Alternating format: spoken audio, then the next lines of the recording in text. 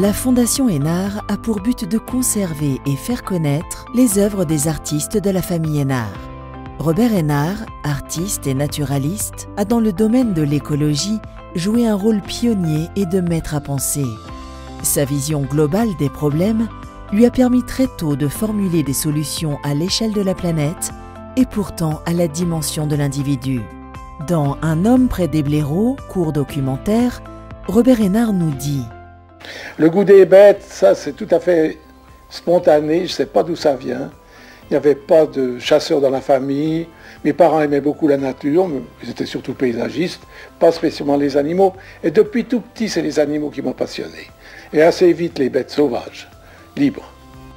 Cette exposition comprend près d'une quarantaine de reproductions exceptionnelles. Quelques-unes vous sont présentées pour le bonheur des amateurs et des curieux. Cerf bramant, gravure sur bois en 13 planches. Le rut débute au milieu de septembre pour battre son plein dans la première quinzaine d'octobre. Les mâles brament ou raient toute la nuit, beaucoup le matin et le soir et plus ou moins toute la journée, moins cependant vers le milieu du jour. Le bramement tient du beuglement de la vache et du rugissement du lion, un peu plus de l'un ou de l'autre selon les individus et l'humeur. Le jour, ils se tiennent surtout dans la forêt, se couchent volontiers, répondant au bramer sans se lever, dorment par moments, le poids de leur bois entraînant leur tête qu'ils allongent parfois sur le sol. Le soir, ils aiment sortir sur les clairières et pâturages, y mènent leur sabbat toute la nuit. On éprouve un sentiment profond lorsqu'on s'approche silencieusement de cette voix formidable, dans l'ombre et la lumière glacée de la lune luisant sur les troncs morts et enchevêtrés. Hulotte, gravure sur bois en 12 planches. La hulotte est franchement nocturne. On ne la voit guère de jour, à moins que les petits oiseaux ne la découvrent et la houspillent, ce qu'elle évite en passant sa journée en quelques lieux obscurs et cachés. Celle-ci a-t-elle été dérangée? Le soleil n'est pas couché et elle est bien en vue dans un pin. Grand coq et poule, gravure sur bois en 11 planches. Les grands tétras se rassemblent de fort loin pour la parade nuptiale, en un lieu choisi et traditionnel. Ils y sont souvent une demi-douzaine ou davantage. Il semble qu'ils aient besoin d'émulation, mais en même temps, ils défendent leur air de chant contre les rivaux. Les combats sont bien plus rares que chez le tétralyre, je n'en ai jamais vu. Le chant, bruit de clapets, coups de bouchon, crissement de faux qu'on aiguise, ne s'entend pas à plus de 100 mètres. Mais il paraît qu'il est mêlé d'infrasons qui portent beaucoup plus loin. Parfois, le caquettement rauque des poules résonne dans les arbres. Ce sont elles qui élisent un coq, descendent vers lui. J'en ai vu jusqu'à 3 ensemble. Le coq se précipite, crevant de fatuité. La poule se dérobe. Ce jour-là, j'étais caché sous la neige. Ils sont passés sur ma tête. Blaireau au terrier, gravure sur bois en 9 planches. Une tête rayée apparaît dans la pénombre du terrier, flaire tout autour de l'ouverture, hésite, avance, recule, disparaît, reparaît. Le blaireau enfin se coule dehors avec précaution. Souvent il s'assied, gratte de sa patte de derrière son poil rude qui bruisse comme du foin. Parfois il se renverse sur le dos et accoudé, pétrit et gratte sa large panse grassement étalée. S'ils sont deux, ils allongent la tête côte à côte pour flairer, se mordillent en un mouvement réciproque et croisé. Les jeunes se roulent, se mordent, bondissent, s'évitent, font des sauts de côté, le dos arqué, tête et queue horizontale. Les parents se mêlent un instant à leur jeu et puis, en pantoufles de feutre sur le sentier bien déblayé par leurs allées et venues, on s'en va à ses affaires. Poursuite d'écureuil, gravure sur bois en 4 planches. L'écureuil inspire une sympathie que la plupart des rongeurs pourraient lui envier. Vivant volontiers près des habitations, jusque dans les parcs des villes, il devient très familier. Sa grâce, son agilité charment. Enfin, il est diurne et n'inspire pas l'inquiétude qui s'attache aux êtres nocturnes et furtifs. L'écureuil monte au tronc des arbres par une suite de bonds ininterrompus, descend la tête en bas, les pattes écartées, les postérieures tendues en arrière. Il parcourt les branches jusqu'aux rameaux les plus flexibles et s'élance à une grande distance sur ceux d'un autre arbre. En jouant avec ses semblables, et aussi dit-on pour échapper à la martre, il parcourt les troncs en spirale. Il sait fort bien se cacher sur la face opposée à celui qui le guette, ou bien cherche à échapper par l'immobilité, assis, ramassé, les pattes croisées sur la poitrine, parfois encore tête et pattes pendantes. Courage maternel, gravure sur bois en 7 planches.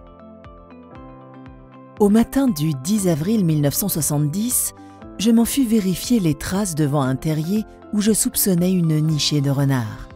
Il y en avait, et tout près, une touffe de cils prise dans la neige gelée. Image du premier printemps que j'entrepris de relever en vue d'une gravure. Et soudain, wow, wow, le glapissement de la renarde. Je la vois mal à travers le taillis. Mon dessin est presque terminé. La neige fond, si je m'interromps, c'est fichu. Je continue. Sans doute mon immobilité exaspère-t-elle la renarde. Elle vient m'insulter à 15 mètres. Cette bête qui fuit l'homme, qui craint sa trace, a le courage d'essayer de l'intimider, parce qu'il y a caché tout près 4 ou 5 boules grises aux yeux fermés. Martre dans le branchage, gravure sur bois en 2 planches. La martre habite les grandes forêts, surtout celles de conifères, mais aussi les forêts de plaine assez étendues. Elle aime les futaies, non la broussaille, et monte jusqu'à la limite des arbres. Elle est beaucoup plus active et plus grimpeuse que la fouine. Ses sauts, d'arbre en arbre, atteignent jusqu'à 3,50 m. C'est un animal farouche, sanguinaire, dont la proie favorite est l'écureuil, qu'elle poursuit dans les arbres, rivalisant d'agilité avec lui. La martre mange toutes sortes d'oiseaux, petits mammifères, des lièvres, des coqs de bruyère et autres gallinacés, des pigeons et aussi des insectes, des œufs, des fruits et des baies, particulièrement celles de l'if, et du miel. Chevêche devant son trou, gravure sur bois en 9 planches. Un couple de chevêches a été notre compagnon pendant 18 ans. Dans le verger qui s'étendait devant notre logement, il nichait dans la branche creuse horizontale d'un noyer. Un matin de neige, j'ai dessiné la chevêche de la fenêtre de notre chambre à coucher. Puis, manquant de place, nous avons acheté le verger et construit une maison sur les plans de ma femme. Le noyer de la chevêche s'est trouvé à une 30aine de mètres de la fenêtre de notre chambre à coucher, mais nous avons continué à faire bon ménage. Mais chante-t-elle le bec ouvert ou fermé? La lumière n'étant en général pas assez bonne, j'ai voulu prolonger le chant le matin en répondant à l'oiseau de la fenêtre de notre chambre. Ma femme m'a dit « On entend bien que ce n'est pas la chevêche », mais celle-ci, moins critique, m'a répondu. Il s'est avéré que le doux chant montant était mis le bec fermé, tandis que les cris, plus secs, le sont en l'ouvrant. Hélas, le noyer a gelé lors de l'hiver froid et tardif de 1956. Il a mis des années à mourir. La branche est tombée. Un autre hiver tardif, 1963, a dû les tuer. Nous n'avons plus de chevêche. Sanglier, gravure sur bois en 6 planches. Les traces de sanglier. Aucune autre ne me semble plus émouvante. Lorsque, après avoir rôdé 3 jours dans la montagne sans rien voir, je me dis que je ferais mieux de travailler à la maison mes innombrables études plutôt que d'en amasser encore, il suffit que je voie, au flanc d'un talus, le pied d'un gros mâle, si puissant, si précis, pour que je me sente repris. Que de sauvages mystères dans ces traces qui fouillent sous les châtaigniers, traversent les prés, s'enfoncent dans les broussailles du pied du Jura, franchissent les chemins creux, serpentent sous les hauts sapins noirs en remuant l'humus. Même si elles ne donnent aucune image utilisable, la rencontre des sangliers fait toujours une grande impression. Il se dégage de toutes leurs allures un sentiment de vigueur, de sauvagerie. Renarde allaitant, gravure sur bois en 1 planche. C'est au moment des petits que je connais le mieux les renards. Les renardeaux sortent dans le courant d'avril ou tout au début de mai. Ils ont l'air bien jeunes, leur gros ventre porté sur des pattes écartées et un peu vacillantes, le crâne globuleux, le museau court, les oreilles petites, la queue pointue.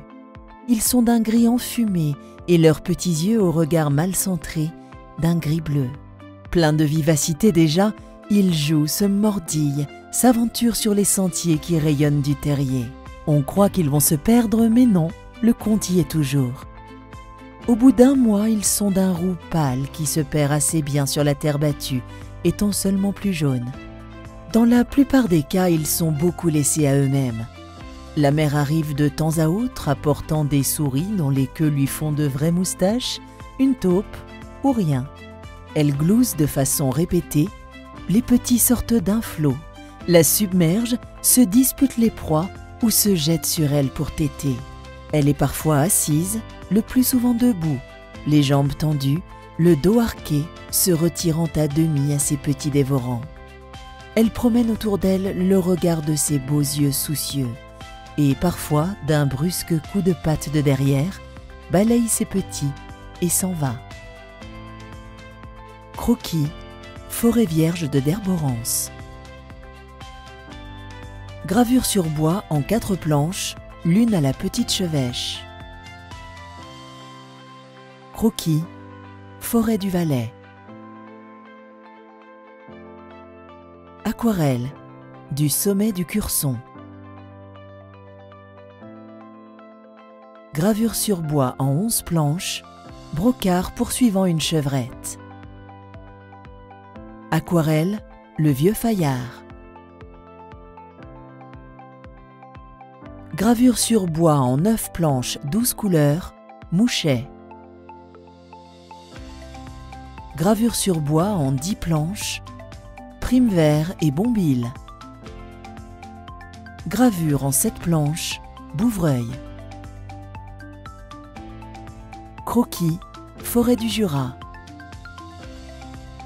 Gravure sur bois en 11 planches, Chevreuil en bois de velours. Gravure sur bois en 12 planches, Oronge. Gravure sur bois en 9 planches, Martre bondissant. Gravure sur bois en 13 planches, 14 couleurs, Sabot de Vénus. Gravure sur bois en 9 planches, 11 couleurs, Niché de pique noir. Gravure sur bois en 12 planches, Cils. Gravure sur bois en 12 planches, 13 couleurs, Sanglier après l'averse. Gravure sur bois en 8 planches, 10 couleurs, Pic tridactyle et polypore. Gravure sur bois en 10 planches, 12 couleurs, Rossignol. Gravure sur bois en 6 planches, Petit blaireau au clair de lune. Gravure sur bois en 12 planches, Chat dans les bois. Gravure sur bois en 8 planches, Mésange bleu dans le givre. Gravure sur bois en 9 planches, Capricorne. Gravure sur bois en 10 planches, Campagnol roussâtre. Gravure sur bois en 5 planches, Renard méfiant. Aquarelle, le vermeillet. Gravure sur bois en 8 planches, Chouette de Tengmalm à son nid.